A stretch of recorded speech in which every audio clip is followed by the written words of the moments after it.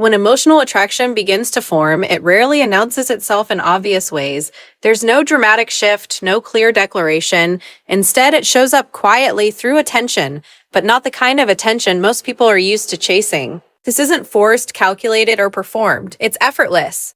And that's what makes it so powerful. You see, when a woman is emotionally attracted to you, she doesn't have to remind herself to listen. She doesn't have to pretend to be interested. Her focus naturally gravitates toward you, almost as if her mind has decided, without her conscious permission, that you matter. Now think about how rare that actually is. In a world filled with distractions, where attention is constantly divided between notifications, conversations, and internal thoughts, genuine presence has become one of the most valuable currencies. Most people hear you, but they're not really listening. They respond, but they're not truly engaged. But when emotional attraction is present, that changes. She becomes more harder, more there with you in the moment. You'll notice it in subtle ways. She remembers things you mentioned in passing, details that didn't seem important at the time but somehow stayed with her. Maybe it's a preference, a story, a small opinion you shared. The fact that she holds onto these details isn't random. It's a reflection of emotional significance, because the mind prioritizes what it values. And when someone is emotionally drawn to you, you begin to occupy space in their thoughts, even when you're not physically present. That's why the attention feels different. It's not situational, it's continuous. You might also notice that when you speak, she doesn't interrupt unnecessarily. She's not waiting for her turn to talk. She's actually absorbing what you're saying. There's a kind of patience in her listening, a willingness to understand rather than just respond. And here's the key. This kind of attention cannot be faked for long. People can act interested for a short period of time. They can nod, smile, ask surface-level questions. But sustained, effortless attention, that only comes from genuine emotional engagement. Now, most people misunderstand this completely. They think attraction is about saying the right things, using the right techniques, keeping the conversation exciting at all times. But what they fail to realize is that when emotional attraction exists, you don't have to work as hard to maintain attention. It stabilizes on its own. And this is where the dynamic shifts. Instead of trying to capture her focus, you begin to notice that her focus is already there. Not because you demanded it, not because you chased it, but because something about your presence resonates with her on a deeper level. This also changes how she reacts to silence. With most people, silence feels awkward. It creates pressure to fill the gap, to keep the interaction alive. But when there's emotional attraction, silence becomes comfortable. It doesn't threaten the connection. In fact, it often strengthens it because both people are present enough to exist in the moment without needing constant stimulation. That comfort is a signal. It tells you that the connection is not dependent on performance. It's rooted in something more stable, something internal. And here's where you need to be careful, because this is where people tend to sabotage themselves. The moment they notice this attention, they start overthinking it. They try to capitalize on it, control it, or test it. They shift from being present to being strategic.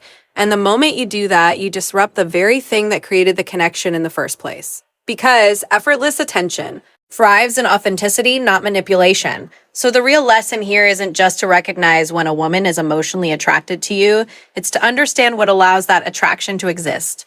It's your ability to be grounded, to be present, to communicate without need or pressure. Because when you operate from that state, you don't have to chase attention. You become someone worth paying attention to. And that's a completely different game.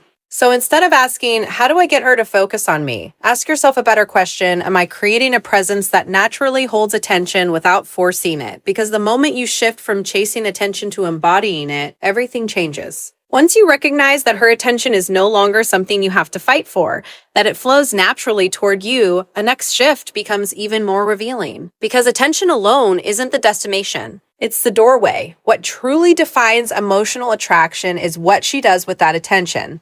And this is where the interaction begins to move beneath the surface. You'll notice that the conversation starts to change. It's no longer just about passing time or exchanging information. It becomes more intentional, more layered. She begins to ask questions that don't just skim the top of who you are, but reach into how you think, how you see the world, how you process life itself. And that shift is not accidental. When a woman is emotionally attracted, she's not just trying to enjoy your presence. She's trying to understand it. She wants to know what drives you, what shapes your decisions, what sits behind your words. Because emotional attraction is not satisfied with surface-level interaction. It seeks depth. Now think about how most conversations typically unfold. They stay in safe territory, what you do, where you're from, what you like, predictable patterns, easy exchanges. There's nothing wrong with that, but there's also nothing particularly meaningful about it. But when she starts stepping beyond that, when she asks, why do you think that way? Or what made you see it like that? She's no longer engaging out of habit. She's investing, and investment always follows interest. You may also notice that she begins to share more of herself. Not everything at once, not in a way that feels forced, but gradually, naturally. Thoughts, opinions, personal experiences, even small vulnerabilities. And here's the key: people don't open up like that unless they feel emotionally drawn and psychologically safe. Because opening up carries risk. It means allowing someone to see beyond the controlled image we present to the world. And most people guard that space carefully. So when she begins to let you into that inner layer, even in subtle ways, it's a strong indication that the connection is no longer casual. It's becoming personal. And this is where many people make a critical mistake. They focus so much on keeping things fun or entertaining that they avoid depth altogether. They think attraction is about constant excitement, constant stimulation. But emotional attraction doesn't grow through distraction, it grows through understanding. It grows in those moments where the conversation slows down, where there's space to explore ideas, perspectives, emotions. Because at its core, emotional attraction is about resonance. It's about finding someone whose inner world feels compatible with yours. Someone who doesn't just hear you, but gets you. And the only way to discover that is by going deeper than surface level exchange. You'll also notice that when this shift happens, the quality of the interaction changes. There's less pressure to impress, less need to perform. The conversation becomes more fluid, more genuine. It's no longer about saying the right. It's no longer about saying the right thing. It's about expressing what's real. And that authenticity creates a feedback loop. The more real the interaction becomes, the stronger the emotional connection grows. And the stronger the connection, the more both people feel comfortable revealing who they actually are. But here's the part you need to understand: depth cannot be forced. You can't demand it, you can't rush it, and you definitely can't fake it. Because people can sense when a question is asked out of genuine curiosity versus when it's asked as a tactic. So if you want this level of connection, you have to create the conditions for it. You have to be someone who is willing to go there yourself, to share your own thoughts, your own perspectives, without hiding behind surface level conversation. Because depth invites depth. And when that exchange begins to happen naturally, when both people start moving beyond the obvious, beyond the scripted, that's when emotional attraction stops being a possibility and starts becoming a reality. So don't measure connection by how long you talk or how often you interact. Measure it by how deep you're willing to go and how comfortable she feels going there with you. Because in the end, it's not the conversation that creates attraction, it's the understanding that comes from it. And the moment you realize that, you stop trying to entertain and you start learning how to truly connect. Once you begin to experience that deeper level of conversation, where attention is effortless and connection starts moving beyond the surface, the next shift becomes even more subtle, yet incredibly revealing. It's not something she decides to do. It's something that happens without her realizing it. Her energy starts to mirror yours. Now, most people underestimate how powerful this is because they're too focused on words. They think attraction lives in what is said, but in reality, attract. Ion is far more about what is felt. And energy, your emotional tone, your pace, your presence is contagious. When a woman is emotionally attracted to you, she begins to align with that energy naturally. If you're calm, grounded, and composed, you'll notice her soften around you. Her body language becomes more relaxed, her tone slows down, there's less tension in how she expresses herself. It's as if your presence gives her permission to settle. On the other hand, if you're playful, light, and expressive, she begins to open up in that direction too. She laughs more easily. She engages with that same rhythm. The interaction starts to feel synchronized, almost like a dance where neither person is consciously leading, yet both are moving in harmony. And that's the key. This is not imitation, it's alignment. There's a big difference between someone copying your behavior and someone resonating with your state. Copying is conscious, it's calculated, but mirroring, when it comes from emotional attraction, is subconscious. It happens because her mind and body are responding to a sense of connection. Human beings are wired for this. At a psychological level, we mirror those we feel connected to because it creates a sense of safety and familiarity. It reduces distance. It signals without words, I'm in sync with you. And when that synchronization happens naturally, it becomes one of the strongest indicators that the connection is real. You might notice it in small, almost invisible ways. The way she matches your speaking pace. The way her expressions begin to reflect yours. Even the timing of reactions, laughing at the same moments, pausing at the same time, leaning in or pulling back in rhythm with you. These are not coincidences. They are reflections of an internal alignment that goes beyond logic. Now, here's where most people make a mistake. The moment they learn about Mirai, they try to use it as a technique. They consciously copy movements, adjust their tone, try to match the other person. But forced mirroring feels unnatural. It lacks authenticity. And instead of creating connection, it often creates discomfort. Because real alignment cannot be manufactured from the outside in. It has to come from the inside out. If your state is unstable, if you're anxious, trying to impress, overthinking every move, then what you project is inconsistency. And inconsistency cannot be mirrored in a way that feels safe or attractive. But when your state is grounded, when your energy is clear and steady, it becomes something others can naturally align with. And that's when the dynamic changes. You're no longer trying to create connection through effort. You're allowing connection to form through resonance. This is why emotional attraction often feels effortless when it's real. Because neither person is forcing the interaction. They're responding to each other in a way that feels natural, almost automatic. And here's the deeper insight. Mirroring is not just a sign of attraction, it's a feedback system. It tells you in real time whether your energy is creating alignment or resistance. If she's opening up, softening, engaging in rhythm with you, it's a signal that your presence is being received positively. But if there's tension, mismatch, or disconnect, it's often a reflection of a lack of alignment and state. So instead of focusing on controlling the interaction, focus on stabilizing your energy. Because the more consistent and authentic your state becomes, the easier it is for someone else to connect with it. And when that connection is real, you won't have to look for signs. You'll feel it in the flow of the interaction. And the ease of the conversation and the unspoken understanding that neither of you has to force a knifing for it to work. So the next time you find yourself wondering whether there's a connection, don't just listen to the words. Pay attention to the rhythm, the energy, the subtle alignment happening beneath the surface. Because when two people are truly in sync, they don't have to convince each other of anything. They simply meet in the same space. As that sense of alignment begins to build, where attention is effortless, conversation gains depth, and energy starts to synchronize, the next shift becomes quietly undeniable. She begins to create reasons to stay connected. And this is where emotional attraction reveals itself not through intensity, but through consistency. Because when a woman feels emotionally drawn to you, connection is no longer something that only exists in the moment.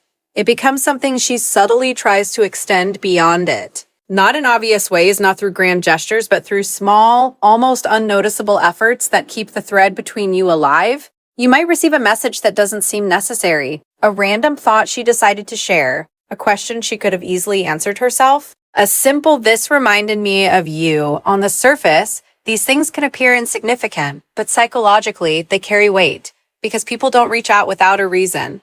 And when the reason isn't practical, it's emotional. What's happening here is simple but powerful. She's maintaining a sense of connection even in your absence. Your presence has extended into her mental space, and now it shows up in these small actions. She's not just responding to interaction anymore, she's initiating it. Initiation changes everything, because when someone initiates without obligation, without pressure, it means they want the connection, not just that they're participating in it. Now, this doesn't always look like constant messaging or overwhelming attention. In fact, when it's genuine, it's often subtle, balanced, natural. It doesn't feel forced or excessive. It feels like a quiet effort to keep the door open, and that's the distinction you need to understand. Many people confuse emotional attraction with frequency. They think more messages equal more interest, but that's not always true. Emotional attraction is not about how often someone reaches out. It's about why they do. If she's finding reasons, even small ones, to reconnect, that's intent. You may also notice that she remembers moments from previous conversations and brings them back into the present. Something you said days ago becomes part of a new interaction. A shared joke reappears. A topic you discuss resurfaces in a different context. That's not coincidence. That's continuity. And continuity is one of the strongest indicators that a connection is becoming meaningful, because it shows that the interaction isn't isolated. It's building, it's evolving over time. Now, here's where people often make a mistake. When they notice this effort, they either take it for granted or they overreact to it. They assume it will always be there, so they stop investing, or they become overly eager, trying to match or exceed every action in a way that feels forced. Both responses disrupt the balance, because connection, when it's healthy, is not about keeping score. It's about maintaining flow. When she creates reasons to stay connected, the best response is not to analyze or control it. It's to meet it with the same level of natural engagement. Not more, not less. Just enough to keep the interaction alive without turning it into pressure. Because the moment connection feels like an obligation, it starts to lose its authenticity. An emotional attraction cannot survive under pressure. It thrives in space and freedom and the ability for both people to choose the connexy on rather than feel responsible for maintaining it. So when you see her reaching out, understand what it really means. It's not about the message itself. It's about the intention behind it. It's about the fact that in a world full of distractions, something about you is pulling her attention back. And that's not something you force. That's something you earn through presence, through consistency, through the way you make her feel when you're around. So instead of asking, why is she texting me this? Ask a deeper question. What kind of connection am I creating that makes her want to come back? Because the goal is not to chase interaction. The goal is to become someone whose presence lingers, even in absence. And when you reach that point, you don't have to hold the connection together. It holds itself. As the connection continues to deepen where attention is natural, conversations carry meaning, energy aligns, and she finds reasons to stay connected. You begin to notice something more layered, something that seems almost paradoxical at first. She becomes more open, yet at the same time, more selective. And if you don't understand this dynamic, it's easy to misread it. Because on one side, you'll see her revealing more of who she is. Her thoughts become less filtered, her opinions more honest. She may share personal experiences, perspectives, even moments of vulnerability that she doesn't typically offer to just anyone. There's a sense that she's letting you into a space that isn't publicly accessible. But on the other side, something else is happening simultaneously. Her energy toward others begins to narrow. She's not as available to everyone, not as responsive, not as engaged in conversations that don't feel meaningful. It's as if her attention, which used to be more broadly distributed, is now being directed with intention. And that's where the selectiveness comes in. Now, most people struggle to understand this because they assume openness means availability to everyone. But in reality, true openness is selective by nature. It's not about sharing everything with everyone. It's about choosing carefully who gets access to your inner world. So when a woman is emotionally attracted, she doesn't just open up randomly. She opens up strategically, even if it's not a conscious strategy. Her mind is constantly evaluating where she feels understood, where she feels safe, where she feels a genuine connection. And where she feels that, she invests. Where she doesn't, she withdraws. This is not manipulation. It's emotional intelligence in action. Because vulnerability is valuable. And people instinctively protect what they value. So when she starts sharing more with you while simultaneously becoming less engaged with others, it's a clear signal that in her internal world, you are being prioritized differently. Now, this creates a very specific kind of dynamic. You may notice that she listens to you more deeply than she does with others, that she responds to your words with more thought, more presence, that she remembers things about you while overlooking details in other interactions. These are subtle indicators that her focus has shifted, and focus is one of the clearest expressions of emotional investment. At the same time, you might see her pulling back from environments or conversations that don't align with how she currently feels. She's less tolerant of surface-level interaction, less interested in attention that doesn't carry meaning. Her standards, without her even announcing them, have quietly elevated. And here's the critical insight. This shift is not about you becoming the center of her world. It's about her becoming more aligned with her own. When someone feels emotionally connected, they become more aware of what resonates and what doesn't. They begin to recognize the difference between noise and meaning. And naturally, they start choosing meaning. That's why her openness toward you feels different. It's not just about sharing. It's about trusting. It's about allowing you to see parts of her that are usually protected because something about your presence signals that it's safe to do so. But this is also where responsibility comes in. Because when someone opens up to you at that level, it's not something to take lightly. It's not something to exploit, rush, or take for granted. Because the same selectiveness that led her to open up can just as quickly cause her to close off if that trust is mishandled. And many people lose connection at this stage, not because attraction disappears, but because they fail to respect the depth of what's being offered. They push too hard. They expect too much. They treat vulnerability as access, rather than as something that needs to be understood and handled with care. But when you approach it with awareness, with patience, with consistency, with respect, you create an environment where that openness can grow. And when it grows, the connection becomes something far more meaningful than surface level attraction. It becomes something rooted in mutual understanding. So don't just focus on the fact that she's opening up. Pay attention to how she's choosing you in that process. Notice where her energy is going, where it's being withdrawn, and what that says about how she perceives the connection. Because the real signal is not just that she's sharing more, it's that she's choosing you to share it with. And that choice is never random. So instead of asking, why is she opening up to me? Ask yourself a deeper question. Am I someone who deserves that level of trust? Because the moment you become that person, you don't just attract openness, you become the space where it feels safe to exist. And when you step back and look at everything we've uncovered, the effortless attention, the depth in conversation, the mirroring of energy, the desire to stay connected, the openness combined with selectiveness, you arrive at the final and perhaps the most revealing layer of all. Her reactions to you begin to carry emotional weight. This is where emotional attraction moves from subtle patterns into undeniable impact. Because at this stage, it's no longer just about how she interacts with you. It's about how she feels because of you. Now, this doesn't always show up in obvious ways. In fact, more often than not, it's hidden beneath the surface. She may not openly express it. She may not say, you matter to me or your presence affects me. But if you pay attention closely, you'll start to notice that your words, your actions, even your absence create a reaction that goes deeper than normal. A small compliment from you may linger longer than it should. A delayed response from you might affect her mood more than she admits. A change in your tone, your energy, your level of engagement, it doesn't just pass by unnoticed. It registers, and that registration is emotional weight. You see, when someone is not emotionally invested, interactions remain light. They come and go without leaving a mark. There's no real impact, no lasting impression.